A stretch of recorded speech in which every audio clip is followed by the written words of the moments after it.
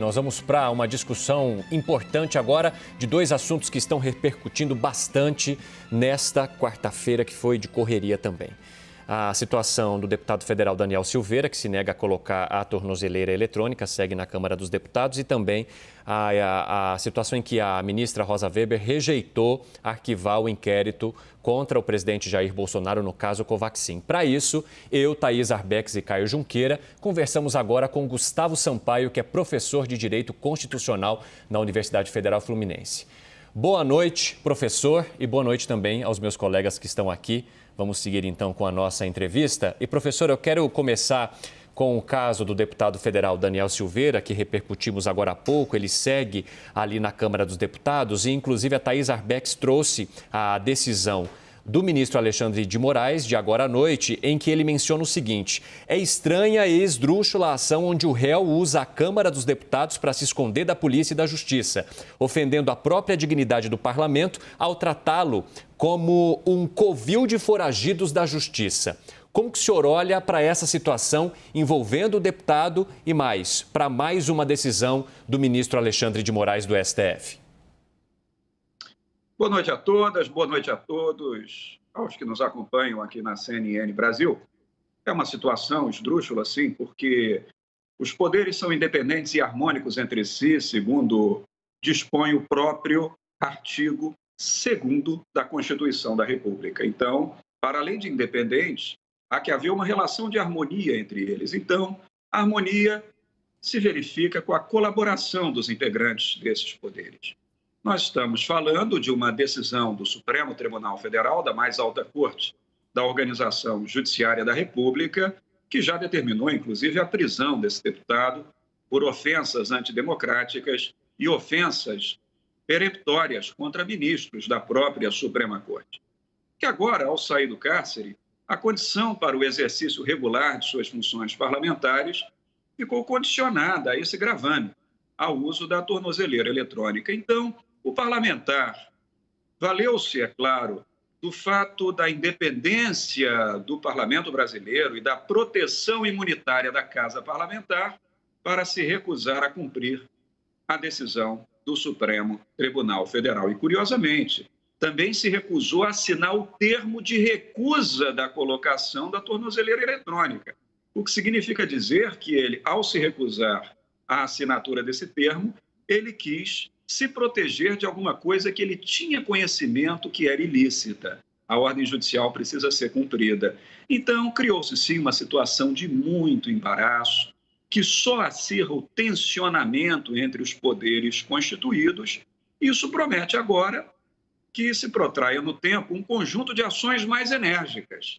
Porque, é claro, a autoridade judiciária não pode ser desautorizada. O que nós teremos é uma sucessão agora de medidas mais graves que serão tomadas em desfavor do deputado, inclusive com a efetiva possibilidade do seu retorno à prisão, pelo descumprimento expresso da decisão e da condicionante judicial. Thaís Arbex. Boa noite, doutor, professor.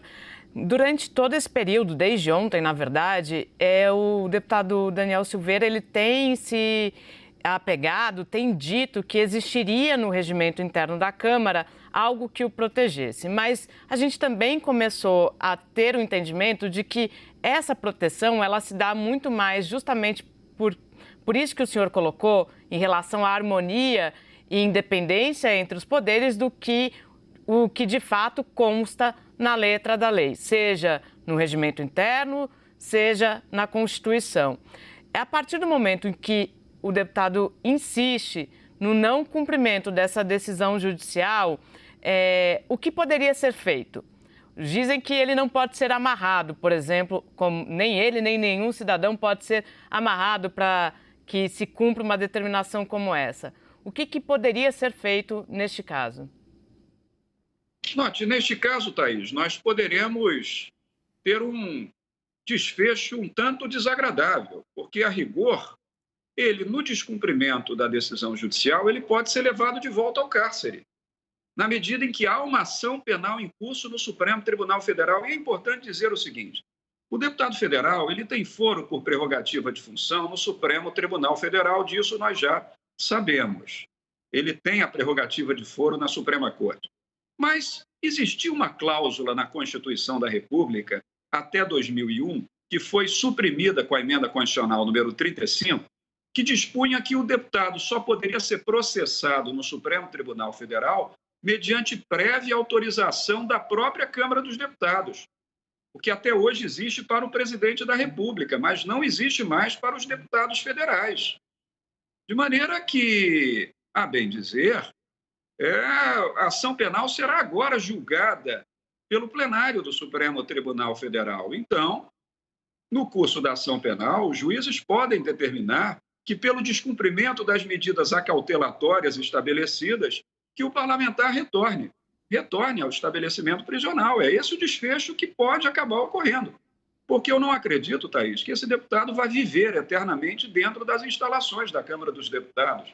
Eu não creio que ele vá fixar residência dentro da Câmara dos Deputados para alegar que a independência do parlamento o protege e que ele não tem condições, portanto, de ser preso. Volto a falar, é possível que um deputado seja processado pelo Supremo Tribunal Federal sem autorização da Câmara durante o seu mandato, e é o que está acontecendo. E, para além da prisão decorrente da sentença condenatória, pode acontecer uma prisão de caráter cautelar. E é o que possivelmente voltará a ocorrer com esse deputado, a salvo se ele finalmente deixar de oferecer a resistência e aceitar a colocação dessa medida de segurança, que é a tornozeleira eletrônica. Isso chama a atenção que, enquanto o professor falava, o deputado federal Daniel Silveira circulava ali, naquelas imagens ao vivo, e agora a gente volta a ter essas imagens com os jornalistas acompanhando toda a imprensa ali atrás. Deputado Daniel Silveira, que segue na Câmara dos Deputados 24 horas depois do pedido do ministro Alexandre de Moraes para que ele colocasse a tornozeleira eletrônica, algo que até agora ele se recusa a fazer. Caio Junqueira. Professor, tendo em vista tudo que esse caso envolve no que se refere a equilíbrio de poderes, e conflito de poderes em potencial, na sua avaliação, a solução para esse caso é política ou é estritamente jurídica? Caio, eu entendo que a solução há de ser, como sempre na vida, a obtenção do ponto de equilíbrio, e ela deve ser política antes que a solução jurídica se instaure. Mas me parece que alguns atores desse processo têm interesse de acirrar a controvérsia. Talvez o próprio deputado federal Daniel Silveira. Isso não é consoante às perspectivas de equilíbrio entre os poderes.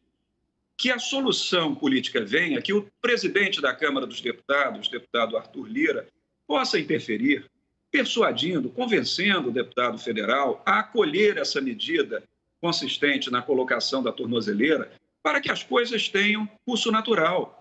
Veja que, a priori, o julgamento está marcado para o dia 20 do próximo mês e a defesa do deputado já pediu a postergação do julgamento de mérito. O Supremo Tribunal pode acabar condenando o deputado e produzindo com isso um acórdão condenatório e ele terá que cumprir pena. E se houver a persistência e se as medidas políticas não resolverem o problema, nós teremos a solução a partir das medidas jurídicas. O uso da força física, da coerção física, da força policial para recolher preso o deputado federal pelo descumprimento de uma determinação de um ministro da Suprema Corte.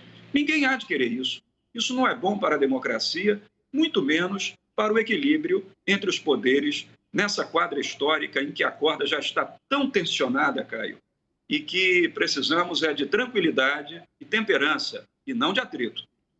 Professor Gustavo Sampaio, que é professor de Direito Constitucional na Universidade Federal Fluminense, muito obrigado por conversar conosco, nos ajudar a clarear um pouco dessa situação, que tomou conta do noticiário desde ontem.